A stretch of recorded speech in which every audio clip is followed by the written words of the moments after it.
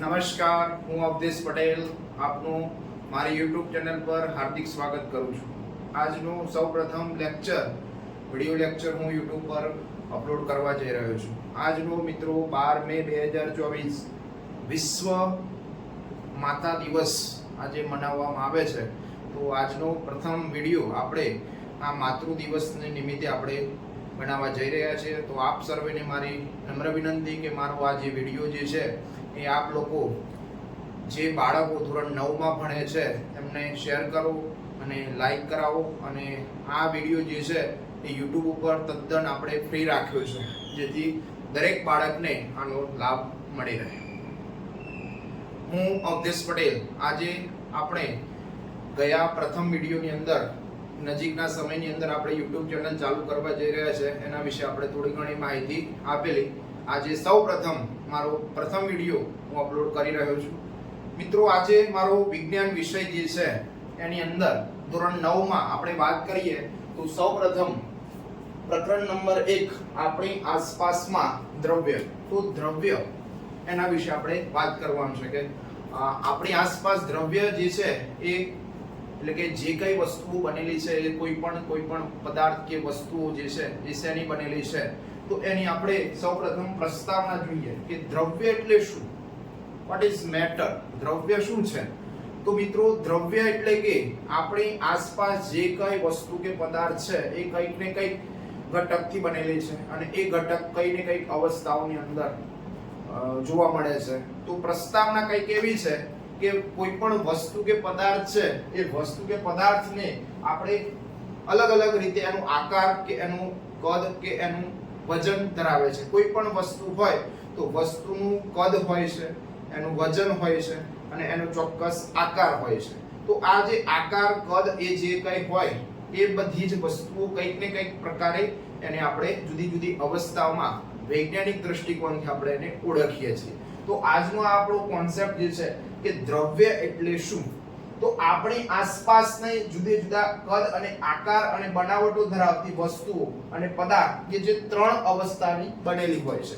અને આ જે 3 અવસ્થા જે છે મુખ્યત્વે ઘન, પ્રવાહી અને વાયુ. ઘન એટલે કે સોલિડ, પ્રવાહી એટલે કે લિક્વિડ અને વાયુ એટલે કે ગેસીસ. તો 3 સ્ટેજની અંદર આ અવસ્થાઓમાં આપણી આસપાસ કોઈ પણ વસ્તુ હોય, વસ્તુઓ કઈ તો કોઈ પણ હોય, બ્રહ્માંડની દરેક વસ્તુઓ જે છે એ જુદી જુદી સામગ્રીમાંથી બનેલી હોય છે. અને આ અલગ અલગ પ્રકારની જે કઈ આપણે પૃથ્વી ઉપર જોઈ રહ્યા છે અથવા બ્રહ્માંડમાં જે કઈ તારાઓ છે, સૂર્ય છે, ગ્રહો છે, ઉપગ્રહો છે, આ બધી જ વસ્તુ કોઈક ને કોઈક દ્રવ્યથી બનેલી હોય છે.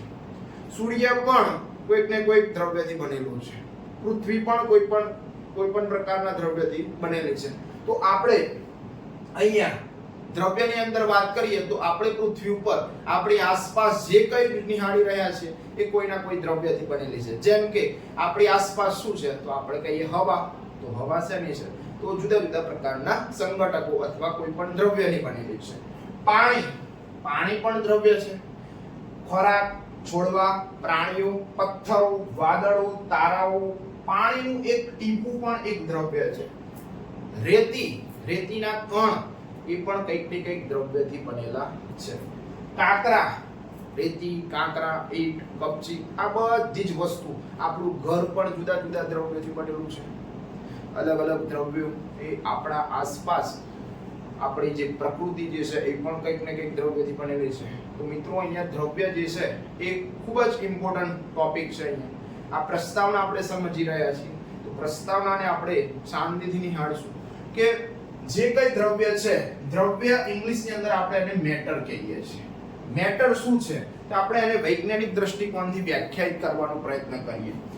કોઈ પણ વસ્તુ કે પદાર્થ જે શું ધરાવે છે ભાઈ? દળ ધરાવે છે અને એ જગ્યા રોકે છે. આ શબ્દ સમજજો મિત્રો. કોઈ પણ વસ્તુ હોય કે પદાર્થ હોય એ પોતાનું દળ ધરાવે છે અને જે કઈ જગ્યા રોકે છે એટલે કે એનો આકાર અથવા એને આપણે કહીશું કદ. વૈજ્ઞાનિક રીતે આપણે એને કદ કહીએ. એટલે કે જે પદાર્થ કે વસ્તુ દળ અને કદ ધરાવે છે એને આપણે વૈજ્ઞાનિકોએ એને શું નામ આપ્યું? દ્રવ્ય. દ્રવ્ય આપણે ઇંગ્લિશમાં એને મેટર કહીએ છીએ. મેટર્સ એ 3 અવસ્થાઓ આપણે જોઈ ગયા કે કોઈ પણ દ્રવ્ય ઘન અવસ્થા ધરાવે છે. તો ઘન અવસ્થા એટલે શું છે કે જે દ્રવ્ય એક ચોક્કસ દળ ધરાવતું હોય અને ચોક્કસ કદ હોય તો એને આપણે શું કહીએ છીએ? ઘન કહીએ છીએ. કોઈ દ્રવ્ય એવું છે કે ખાલી ને ખાલી ફક્ત ને ફક્ત કદ ધરાવે છે, એનો આકાર ચોક્કસ હોતું નથી. જેમ કે પ્રવાહી, ઉદાહરણ તરીકે આપણે વાત કરીએ પાણી, તો પાણી તમે એક ગ્લાસની અંદર લેશો તો એનો આકાર જે છે એ નળાકાર, જે પ્યાલાનો જે આકાર હશે એ પ્રકારનો જોવા મળશે. ત્યાર પછી જો આપણે એ જ પાણીને કોઈ બીજા અન્ય પાત્રની અંદર લઈશું, તપેલીની અંદર લઈશું, તો એનો જે આકાર જે છે એ બદલાઈ જશે. જુદા જુદા આકારના આધારે, એ પાત્રના આધારે એ પ્રવાહી જે છે પોતાનો આકાર બદલે છે. એટલે પોતાનું દ્રવ્ય જે છે, પાણી જે છે, એ પોતાનું દળ ધરાવે છે, પણ એનો આકાર નિશ્ચિત હોતું નથી, એનું કદ નિશ્ચિત હોતું નથી. એ પાત્રને અનુલક્ષીને હોય છે. વાયુ પણ એવું હોય છે. વાયુ જે છે એ ચોક્કસ પાત્રની અંદર પોતાનું કદ જે છે એ બદલતું રહે છે. વજન તો નિશ્ચિત જ હોય છે, પરંતુ કદ જે છે એ બદલતું હોય છે. તો અહીંયા ઘન, પ્રવાહી અને વાયુની આપણે વાત કરીએ તો આ બધા શું છે? દ્રવ્યો છે. પ્રાચીન ભારતીય તત્વજ્ઞાનીઓએ સજીવ અને નિર્જીવ પદાર્થોને મૂળભૂત 5 તત્વોમાં વર્ગીકૃત કરેલા છે. આપણા મિત્રો ઋષિ મુનિઓ અને તત્વજ્ઞાનીઓ જે છે પ્રાચીન ભારતથી જ આપણે કંઈક ને કંઈક સંશોધન સાથે સંકળાયેલા છે. ભારતનું વિજ્ઞાન જે છે એ ખૂબ જ પ્રાચીન કક્ષાએ જોવા જઈએ તો ઘણી બધું આયુર્વેદની અંદર પણ ઘણું બધું આપણને ઋષિ મુનિઓએ ઘણા બધા સ્ત્રોતની અંદર, ગ્રંથોની અંદર ઘણી બધી માહિતી આપેલી છે. તો આપણું જે વિજ્ઞાન જે છે એ પણ શરૂઆતની અંદર ઇતિહાસમાં એક નજર કરીએ તો 2 ઘટકોથી બનેલું છે એમ કહેવામાં આવે છે કે સજીવ અને નિર્જીવ 2 પદાર્થો છે પૃથ્વી ઉપર. તો આ જે પૃથ્વી ઉપર જે 2 ઘટકો જે છે સજીવ અને નિર્જીવ, તો એ મુખ્યત્વે 5 મૂળભૂત તત્વોમાં શું છે ભાઈ? વર્ગીકૃત કરેલ છે. તત્વજ્ઞાનીઓએ આ 5 તત્વોને સંસ્કૃત શબ્દ એનો શું થાય છે? પંચતત્વ. ત્યારે આપણે જે કઈ ગ્રંથ અને જે કઈ સંશોધનો થતા હતા, આપણે મૂળ પ્રાકૃત ભાષા જે છે એ સંસ્કૃત છે અને સંસ્કૃત ઉપરથી બધી જુદી જુદી ભાષાઓનો ઉદ્ભવ થયો છે. અને સંસ્કૃત ભાષાની અંદર આપણા પૃથ્વી ઉપર જે કઈ મુખ્યત્વે નિર્જીવ ઘટકો જે છે એ નિર્જીવ ઘટકોને આપણે સંસ્કૃતમાં પંચતત્વમ એવો શબ્દ આપવામાં આવ્યો. આ પંચતત્વ જે છે એ 5 તત્વો, ગુજરાતીમાં એને આપણે 5 તત્વો કહીશું. તો આ 5 તત્વો કયા કયા છે? ઉદાહરણ તરીકે જોઈએ કે હવા, જમીન, પાણી, આકાશ અને અગ્નિ. તો આ 5 તત્વો જે છે મિત્રો એ શું છે? નિર્જીવ છે. 5 તત્વો શું છે? નિર્જીવ છે. અને આ 5 તત્વો જે છે એ પંચતત્વ નામ આપ્યું, પણ એ કંઈક ને કંઈક દ્રવ્યથી બનેલા છે. ભલે નિર્જીવ ઘટકો છે, પણ એ શેના બનેલા છે? દ્રવ્યના બનેલા છે. આપણું શરીર પણ આ પંચતત્વોમાં જ વિલીન થાય છે. આપણું ઉત્પત્તિ પણ એ પંચતત્વોના કારણે થાય છે. જેમ કે આપણે ઉદાહરણ તરીકે વાત કરીએ કે આપણે જીવન જીવવા માટે સૌપ્રથમ પ્રાથમિક જરૂરિયાત શું છે? હવા. આપણું જીવન ટકાવી રાખવા માટે શું અનિવાર્ય છે? પાણી. આપણે જ્યાં રહેઠાણ રહીએ છીએ એ શેની આવશ્યકતા હોય? જમીન. અને જ્યાં આપણે હરી ફરી શકીએ છીએ, જે વાદળછાયું જે વાતાવરણ જે છે, જે આપણને ખૂબ જ ફાયદાકારક છે. આપણો ખોરાક અને આપણી કોઈ પણ ચીજ વસ્તુ, અન્ય ચીજ વસ્તુ બનાવવા માટે અગ્નિ પણ શું છે? ખૂબ જ આવશ્યક છે. એટલે આપણા જીવનના મૂળ અભિન્ન 5 તત્વો જે છે એ હવા, જમીન, પાણી, આકાશ અને અગ્નિ, આ બધા જ એ દ્રવ્ય તરીકે આપણે એને ઓળખીએ છીએ. આપણું શરીર પણ એ કંઈક ને કંઈક દ્રવ્યોથી બનેલું છે. હવે આપણા શરીરની આપણે વાત કરીએ તો આપણા શરીરમાં મુખ્યત્વે 90 થી 95% તો પાણી જ છે. તો પાણી એ શું છે? દ્રવ્ય છે. તો આ પંચતત્વોથી આપણું શરીર બનેલું છે એમ પણ કહેવું હોય તો કહી શકીએ છીએ.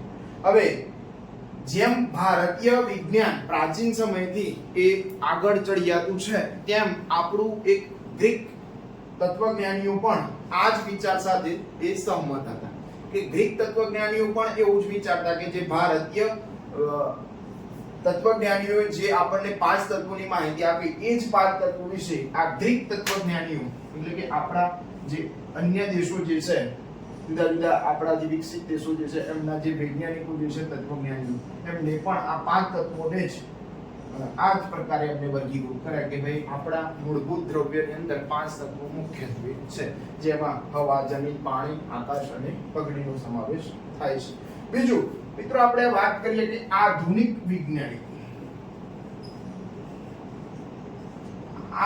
વૈજ્ઞાનિકો પણ એવું જ માને છે કે અહીંયા જે દ્રવ્ય જે છે એ દ્રવ્ય મુખ્યત્વે બે પ્રકારે એના સ્વભાવને આધારે આપણે વર્ગીકૃત કરેલા છે. આધુનિક વૈજ્ઞાનિકોનું મનોમંથન એવું કહે છે કે ભાઈ દ્રવ્ય જે છે એના મુખ્ય બે પ્રકારમાં આપણે એને વર્ગીકૃત કરીએ છીએ. કે કયા કયા બે પ્રકાર છે? એક તો ભૌતિક સ્વભાવના આધારે,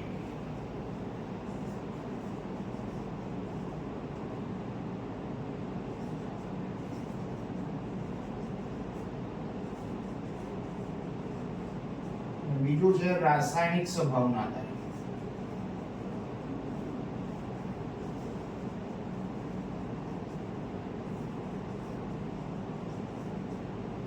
ભૌતિક સ્વભાવ અને રાસાયણિક સ્વભાવ. હવે આગળ જે છે આપણો ટોપિક છે કે આધુનિક વૈજ્ઞાનિકોને ઢબે એ દ્રવ્ય શું છે? તો દ્રવ્ય મુખ્યત્વે બે સ્વભાવ ધરાવે છે, બે ગુણ રહેલા છે. અને બે ગુણ કયા છે? ભૌતિક ગુણધર્મ અને બીજું શું છે? રાસાયણિક ગુણધર્મ. ભૌતિક ગુણધર્મની આપણે મિત્રો થોડીક ચર્ચા કરીશું કે કોઈ પણ વસ્તુ આપણે નરી આંખે જોઈ શકીએ છીએ તો એની જે સ્વભાવ જે છે, એની પ્રકૃતિ જે છે એ ભૌતિક પ્રકૃતિ કહીશું, ભૌતિક ગુણધર્મ ધરાવે છે. કોઈ પણ વસ્તુને આપણે જોઈ શકીએ છીએ નરી આંખે, એ ભૌતિક ગુણધર્મ છે. જેમ કે હું અહીંયા લાઈવ છું તો તમે મને જોઈ શકો છો, તો મારો એક ચોક્કસ આકાર છે, કદ છે, વજન છે, તો એ બધા ભૌતિક ગુણધર્મો છે. રાસાયણિક, તો રાસાયણિક સ્વભાવ શું છે?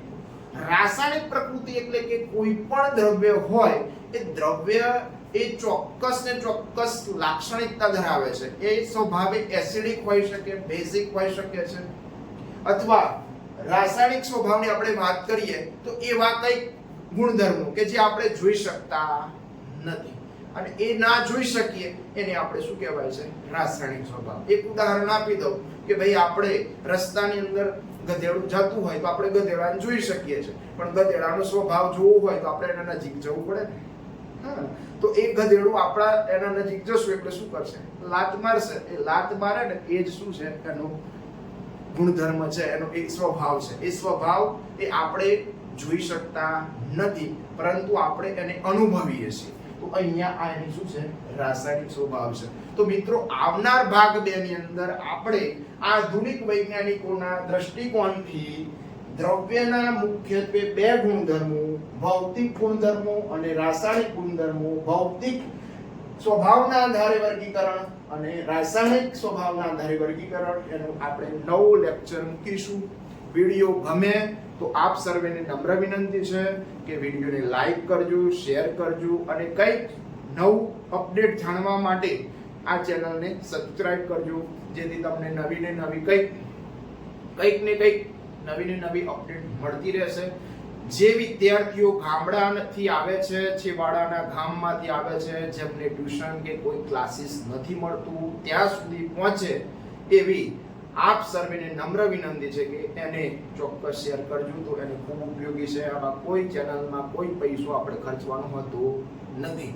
એટલે આપ સર્વેની એક પ્રાર્થના છે કે જે વિદ્યાર્થીઓ ભણવા માંગે છે, રસ અને રુચિ છે, તો આવા એકદમ આપણે હાઇલાઇટેડ ફોર્મની અંદર આ વિડીયો આપણે નવા બનાવતા રહેશું, જેથી વિદ્યાર્થીઓને પણ ફાયદો થાય. હવે આ વિડીયો અહીંયા આપણે પ્રથમ ભાગ અહીંયા બનાવ્યો છે, બીજો ભાગ ટૂંક સમયમાં ફરીથી આપણે અપલોડ કરીશું. જય હિન્દ, જય ભારત, થેન્ક યુ.